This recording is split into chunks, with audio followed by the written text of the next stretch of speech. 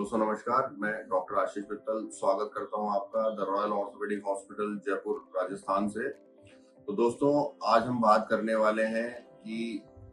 ACL surgery या फिर ACL ligament के ऑपरेशन के बाद कौन सा हमें फूड खाना चाहिए या हमको कौन सी डाइट लेनी चाहिए या कौन सा हमें सप्लीमेंट्स लेने चाहिए और क्या हमें खाने में अवॉइड करना चाहिए या क्या हम चीज जो हम खाते हैं वो नहीं खानी चाहिए। तो दोस्तों सबसे पहले हम बात करेंगे कि एसीएल सर्जरी के बाद हमें कौन सी डाइट लेनी चाहिए।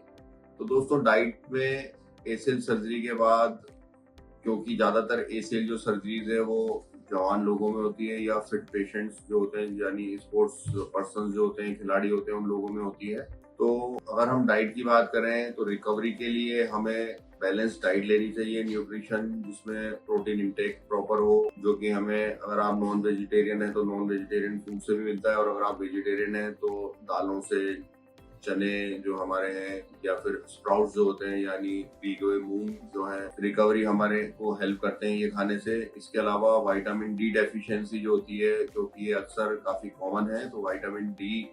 के जो सप्लीमेंट्स हैं, क्योंकि ये नेचुरल फूड्स में बहुत ही कम मात्रा में होता है, जो सनलाइट से भी बहुत ही कम मात्रा में हमें मिलता है हमारे स्किन के लिए। तो विटामिन डी के सप्लीमेंट जो कि बाजार में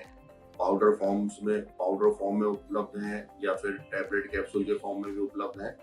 तो ये अपने डॉक्टर से आप प्रिस्क्राइब करें। इसके अलावा अगर कुछ और आपको डेफिशिएंसी है या फिर ऑपरेशन के दौरान अगर पाया गया है कि आपके कार्टिलेज में भी स्क्रैच लग रहे हैं जॉइंट के अंदर, तो उसके लिए आपको कई बार हम लोग कार्टिलेज के सप्लीमेंट्स देते हैं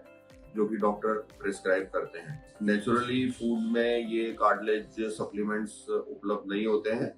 लेकिन अगर आपको कार्टिलेज का सप्लीमेंट प्रिस्क्राइब किया गया है तो इसको 1 से 2 महीना या 3 महीना तक आप ले सकते हैं। अगर आपको कोई और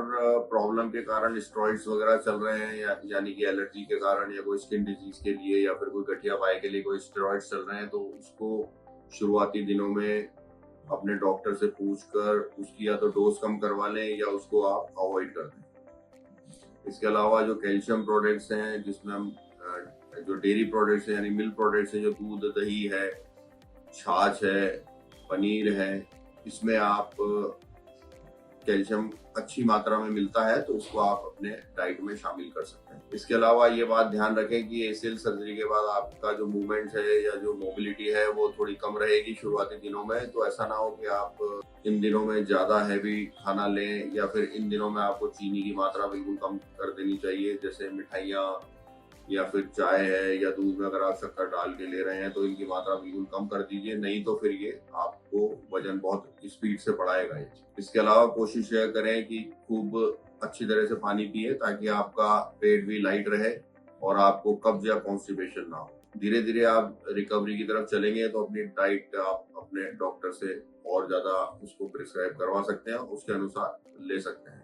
तो दोस्तों इसके अलावा आप ये ध्यान रखें कि कोई भी चीज, अगर आपको कोई शुगर है, डायबिटीज है या कोई हार्ट लंग्स की प्रॉब्लम है या कोई पेट की बीमारी है या किसी तरह की किसी खाने से एलर्जीज है, सारी बातें आप अपने डॉक्टर को बताएं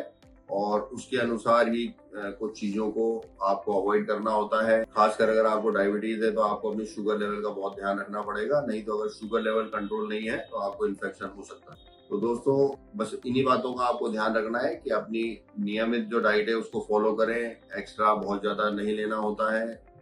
और ऐसा भी नहीं है कि बहुत ज्यादा कोई चीज आपको अवॉइड करनी है, लेकिन ये बात आप अपने डॉक्टर से प्रिस्क्राइब करवा लें। अगर फिर भी आपको इसके बारे में कोई अधिक जानकारी चाहिए तो आप हमारे नंबर पर, व्हाट्सएप नंबर पर हमसे संपर्क करें और अपना जो आपको जो क्वेश्चंस हैं वो आप हमें लिख के भेजें, तो हम उसका आपको जवाब देने की पूरी कोशिश करेंगे। नमस्कार, धन्यवाद।